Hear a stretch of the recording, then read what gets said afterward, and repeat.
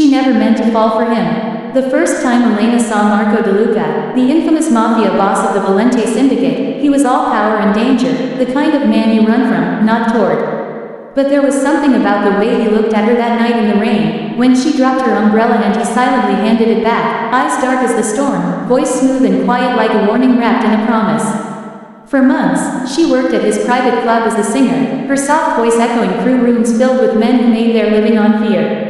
Marco never touched her, never crossed a line, but he always watched her. She could feel his gaze like heat on her skin. And when their eyes met, something inside her trembled, not in fear, but in want. She told herself it was nothing, just a fantasy, but one night, after a business deal turned violent, he found her hiding backstage, trembling. He took her hand, his knuckles bloodied, and whispered, "You shouldn't be here, Elena." She wanted to run. Instead, she let him kiss her. That night changed everything. It was supposed to be one mistake, one secret moment that would never be spoken of again. But weeks later, when she found out she was pregnant, panic clawed its way through her chest. A Mafia boss couldn't be a father. And if he found out, the child would never have a normal life. So Elena packed her things, left the city under a fake name, and vanished. She built a quiet life in a small coastal town, far away from the chaos she had once known. Her son, Luca, had his father's dark eyes, the same intense stare that seemed to see everything.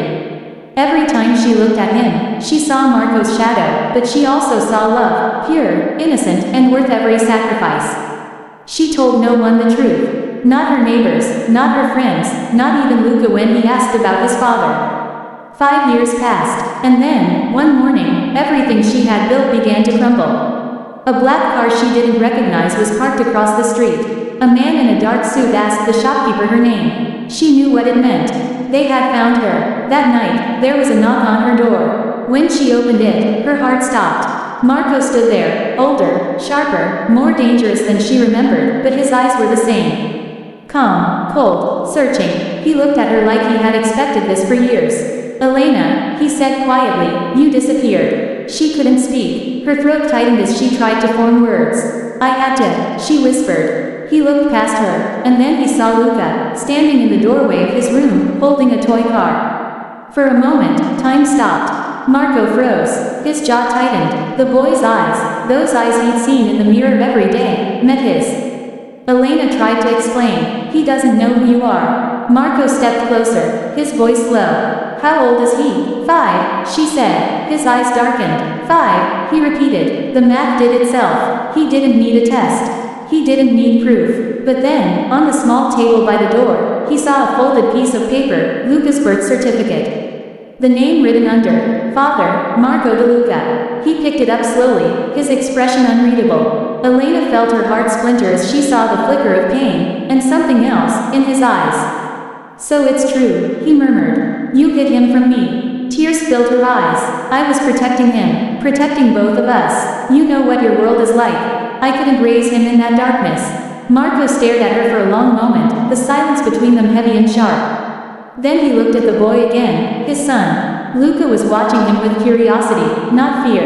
Marco crouched down, his voice softer than she'd ever heard. "Hey, buddy," he said. "What's your name?" "Luca," the boy replied. Marco smiled, faintly. "That's a strong name." Elena stood frozen, her heart breaking and healing all at once. For years she had imagined this moment, dreaded it, but seeing Marco kneel beside their son, she saw something she didn't expect, gentleness. The days that followed were filled with questions, anger, and long silences. Marco stayed nearby, refusing to leave. He didn't threaten her, didn't drag her back, but he also didn't pretend he could walk away. "You think you can hide forever?" he said one evening, standing by the window. "Every enemy I ever had could have used him to get to me. You should have told me," she snapped back through tears. "And then what? You would have raised him in a fortress, surrounded by guns and guards. He would have been a target from birth." Marco turned, his eyes blazing. "He already was. You just didn't know it." Silence again. The truth hung between them, heavy and cruel. But as days turned to weeks, something shifted. Marco started visiting every morning, bringing breakfast, helping Luca build snowmen in the yard, teaching him small things, how to tie his shoelaces, how to throw a ball. Elena watched from the window, her chest tight with emotions she couldn't name. One night, as Luca slept, Marco stood at her door. "You were right to protect him," he said quietly. "But you should have let me protect you too." Tears welled in her eyes. "I didn't know how." He stepped closer. "Now you do." The words were simple, but they carried a weight that broke through every wall she'd built. He reached out and touched her cheek, thumb brushing away a tear. "You think I don't know what I've done?" he whispered. "The things I've seen, the blood on my hands. I didn't want that life for him either. But I would have given everything to know he existed." Elena closed her eyes. "I was afraid you'd take him away." He shook his head. "No, I just want him safe. Both of you." For the first time, she saw the man behind the power, tired, lonely, full of regret. Maybe he wasn't just a monster after all. Maybe he was a man trying to be more than what the world had made him. Weeks later, Marco made a decision that shocked everyone in his world. He began to step back from the syndicate, putting trusted men in charge, quietly dismantling the empire he'd built. For him, he told Elena, "I'll build something different." When spring came, the snow melted, and so did the last bit of fear in Elena's heart. She still didn't know what their future would look like, whether love could grow again after so many years of silence and secrets, but when she saw Marco lifting Luca in the air, both of them laughing under the morning sun, she realized something. Sometimes, the truth doesn't destroy you.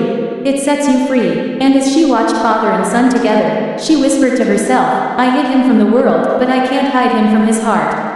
Marco turned, as if he'd heard her, and smiled, a rare, quiet smile that carried both apology and promise.